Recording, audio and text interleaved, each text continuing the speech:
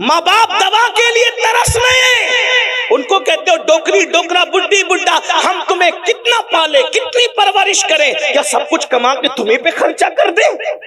माँ बाप की बद्दुआ लेते हो और यहाँ ला के नजराना देते हो। मैं सच्ची बात कहने वाला आदमी हूं, एक बात याद रखना, माँ बाप की बद्दुआ लोगे, किसी की दुआ तुम्हें कभी तरक्की नहीं दिला सकती। ये बात मैं हक कह जा रहा हूं, इंशाअल्लाह ये हमारे मखदूम साहब के शहजादे मेरी तायद करेंगे।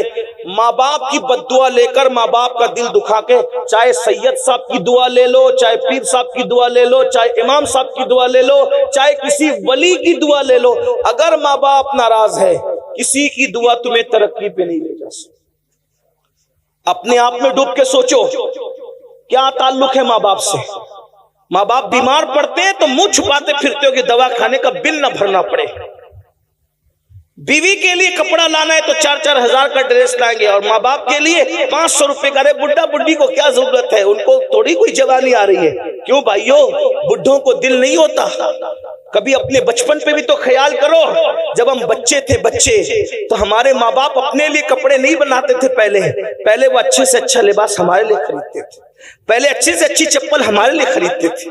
अगर खाना भी बनता था तो बाप के साथ खाते थे, अम्मी के साथ अच्छी वाली गोश्त की बोटी अम्मी हमें खिलाती थी, और जो बचता था वो खुद खाती थी। कभी कभी घर में मिठाई आती थी, हमें खिला देती थी, खुद नहीं खाती थी। ये हमारी माओ ने हम पे एहसान किया। भाइयों, हम पेशाब कर देते थे सर्दियों में, तो गीले बिस्तर पर, पेशाब वाले बिस्तर पे माँ सोती थी, ठंडे ठंडे बिस्तर पे, और हमें अपने सीने पे सुलाती थी, खुश्क बिस्तर पे सुलाती थी। हुसैनियों, अहलुल बैत से मोहब्बत करते हो, क्या ताल्लुक है माँ बाप से? अरे जिससे जो माँ बाप का वफादार नहीं, वो अहले बैत से सच्ची मोहब्बत नहीं करता। अहलुल बैत क्या है? इनसे मोहब्बत की तो इनके किरदार पे अमल करो। इमाम हसन ने, तवज्जो कर, टाइम अब खत्म होता है लेकिन सुन ले, इमाम हसन ने पूरी जिंदगी, इसी बात पूरी कर रहा हूं, इमाम हसन ने अपनी पूरी जिंदगी में अपनी अम्मी सैयदा फातिमतुज़ ज़हरा के साथ एक बर्तन में बैठ के खाना नहीं खाया। इसको सुनने कुछ याद रहे ना रहे, इसको याद रखना। इमाम हसन ने अपनी अम्मी के साथ एक प्लेट में, एक बर्तन में कभी खाना नहीं खाया। और उनकी अम्मी क्या थी भाइयों? सैयदा तैयबा ताहिरा आबिदा जाहिदा राकिआ साजिदा नकिया तकिया उम्मे अबीहा।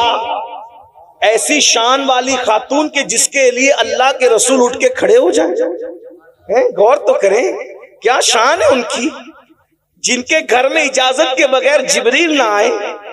क्या शान है उनकी। अगर चक्की चलाते चलाते आंख बंद हो जाए तो फरिश्ते जिसकी चक्की चलाए, झूला झुलाते झुलाते आंख बंद हो जाए तो फरिश्ते जिसके बच्चों को झूला झुलाए। क्या शान है उनकी अम्मी की। अरे भाइयों, नेकों के साथ खाने की तो बड़ी फजीलत है, लेकिन इमाम हसन ने कभी अम्मी के साथ खाना यानी एक प्लेट में नहीं खाया। किसी ने कहा, हसन तुम्हारी अम्मी तो बड़ी नेक थी, नेकों के साथ खाने की भी एक फजीलत है, तुमने माँ के साथ खाना क्यों नहीं खाया? तो इमाम हसन कहते हैं, गुस्ताखी ना हो जाए, गुस्ताखी से बचने के लिए मैंने माँ के साथ खाना नहीं खाया। मतलब क्या गुस्ताखी? तो फरमाया, मैं सोचता था हो सकता है मेरी अम्मी की नजर किसी लुकमे पे पड़े बर्तन में और मुझे खबर ना हो, और वही लुकमा मैं उठा के मुंह में डाल लूं, तो माँ के आगे का लुकमा अगर मैं अपने मुंह में डाल लूंगा तो अम्मी की बेअदबी ना हो जाए। माँ की बेअदबी से बचने के लिए मैंने माँ की प्लेट में एक साथ कभी उसके साथ खाना नहीं खाया। ये इमाम हसन का अदब है। और आजकल के लड़के माँ को गाली देते हैं, माँ बाप को घर से निकालते हैं। कितने वो माँ बाप है जो मस्जिदों के जीनों पे बैठकर, मंदिरों के जीनों पे बैठकर, सिग्नलों के पास खड़े रहकर भीख मांगते हैं बुढ़ापे में। आप यहाँ नजराना दे रहे हैं और आपके माँ बाप भीख मांग रहे हैं। मोहल्ले के अंदर शिकायत कर रहे हैं कि हमारे बच्चे हमें खाना नहीं देते, हमारी बहू हमें खाना नहीं देती। सोचो, ये अहलुल बैत की मोहब्बत नहीं, हम कहीं ना कहीं मुनाफिकत के रास्ते पे, यजीदियत के रास्ते पे चल। इमाम हुसैन ने तो माँ बाप से वो प्यार किया, वो दास्तान देखे, सरकार अली अकबर ने वो प्यार किया, वो दास्तान देखें। इमाम कासिम ने माँ बाप से वो प्यार किया, वो दास्तान देखें। सैयदा जैनब ने वो प्यार किया, वो दास्तान देखें। भाइयों, सिर्फ नारे हमें कभी काम नहीं आ सकते, नारे हमें निजात की तरफ नहीं ले जा सकते। मैदान अमल में आओ। अगर अहले बैत से मोहब्बत किए, सच्ची मोहब्बत करो उनके तरीके पे चल के। आखिरी बात कहने चला था, लेकिन एक आखिरी बात ज़हन में आ गई तो पेश कर दूं।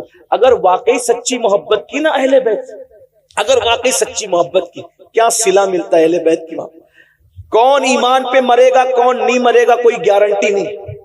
लेकिन मेरे आका फरमाते, जो मेरी अहले बैत से मोहब्बत करेगा, उसका खात्मा इंशाअल्लाह ईमान पर होगा। और अगर बिस्तर पे भी मर जाए तो भी अल्लाह उसको शहादत का मकाम अता फरमाए। और फिर वो पहुंचेगा कहां मर के? अहले बैत से मोहब्बत करने वाला मर के कहां पहुंचेगा? कहां पहुंचेगा? आका इरशाद फरमाते, जैसे दुल्हन को सजा सवार कर दूल्हे के घर ले जाया जाता है, वैसे अहले बैत का मुहिब मरता है तो उसको सजा सवार कर दुल्हन की तरह जन्नत में ले जाया जाता है। कहां पहुंचेगा? इमाम यूसुफ नबहानी अपनी किताब में लिखते हैं, सुन लो, कि जब अमीर तैमूर उनका इंतकाल हुआ। अमीर तैमूर कौन? मुगल बादशाहों का मुरीस आला। लोगों ने उनका नाम सुन रखा अमीर तैमूर का। अमीर तैमूर का इमाम यूसुफ नबहानी लिख रहे, भाइयों मैं नकल कर रहा हूं उनकी बात को। अमीर तैमूर का इंतकाल हुआ। इमाम यूसुफ नबहानी लिखते हैं कि उसके बचपने के दोस्तों ने उसको ख्वाब में देखा कि तख्त बिछा हुआ है, उस पर अल्लाह के रसूल तख्त पे बैठे हैं और अमीर तैमूर हुजूर के कदमों में बैठा है। कहां बैठा है अमीर तैमूर? हुजूर के। भाइयों, यहाँ पीर के कदमों में बैठने का मौका मिल जाए तो आदमी सोचता है मैं मुकद्दर का सिकंदर हूं कि मुझे पीर के कदमों में बैठने का मौका मिल गया है ना। लेकिन कुर्बान जाए, हाय हाय हाय, अमीर तैमूर को क्या मकाम मिला मौत के बाद? हुजूर के कदमों में बैठा है। तो बचपने के दोस्तों ने रश्क करते हुए कहा, ओ दुश्मने खुदा, तेरा कौन सा ऐसा अमल था जो तू रसूलुल्लाह के कदमों में मर के पहुंच गया, हुजूर के कदमों में पहुंच गया? इससे पहले कि तैमूर कुछ कहते, आका ने खुद फरमाया, अरे ये कुछ भी था, मेरी अहले बैत से मोहब्बत करता था, इसको इसलिए मकाम अता किया। ये अहले बैत की मोहब्बत का सिला है। इसलिए मेरे भाइयों, गुनाह से तौबा करो। आज की महफिल तौबा की महफिल बन जाए। गुनाहों से बचो, नमाज के पाबंद बनो, नमाज की पाबंदी करो। इसलिए कि इमाम हुसैन जब बेनमाजी यजीद से नफरत कर सकते हैं, हम नमाज नहीं पढ़ेंगे तो हमसे भी नफरत कर सकते हैं, हम शराब पियेंगे तो हमसे भी नफरत कर सकते हैं। इसलिए सच्ची तौबा करो, इमाम हुसैन को खुश करो, उनके नाना को खुश करो, उनके रब को खुश करो, राजी करो, अपनी जिंदगी को बदलो, तब्दील करो।